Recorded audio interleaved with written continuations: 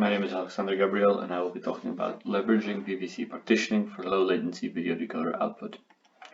In this presentation I'll give an introduction and go on to explain what we've done in implementation and explain a demo. First, the use cases for partial output. In the past few years we see many ultra low latency applications like cloud rendering and cloud gaming that have very low latency requirements. High frame rates coupled with network latency push decoders to their limits. At the same time, we see that modern systems increasingly have more post-processing operations after decoding, including downscaling, UI overlay, and rotations. We think that by allowing partial output of a frame, the system can do parallel processing, decoding, and post-processing of parts of a frame. So the current paradigm in video decoding is that a frame is only output once it has been fully decoded, even if there are independently decodable regions. This in turn means that there may be fully decoded pixels waiting, as you can see in the top two phases of the decoding process, and that those post-processing operations could already start but are delayed until the end of the decoding process of the frame. By allowing a partial output of a frame, the post-decoding operations can start earlier and the output of the frame can be earlier than expected. These post-processing operations can run in parallel to the decoding process and mean that the latency requirements can be fulfilled. There are many different ways you can implement this with VVC, with many different kinds of partitioning within the codec, including CTUs, tiles, and subpictures and slices.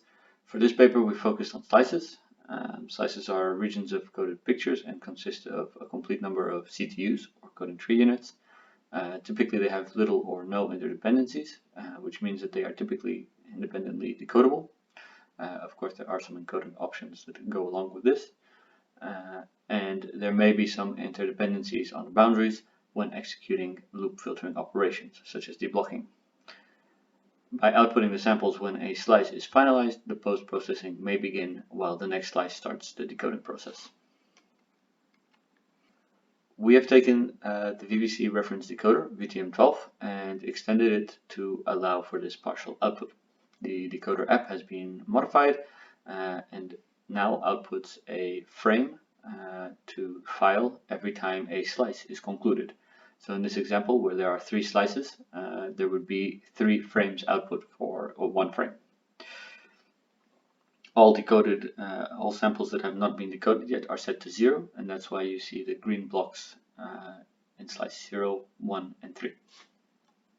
To test this, we've encoded a sequence with a low delay GOP, which we see adequate for the low latency use case.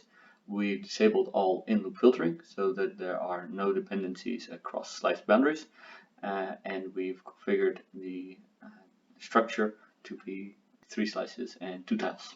In this demo video, we'll show the difference between a typical decoder and the implementations that we have made.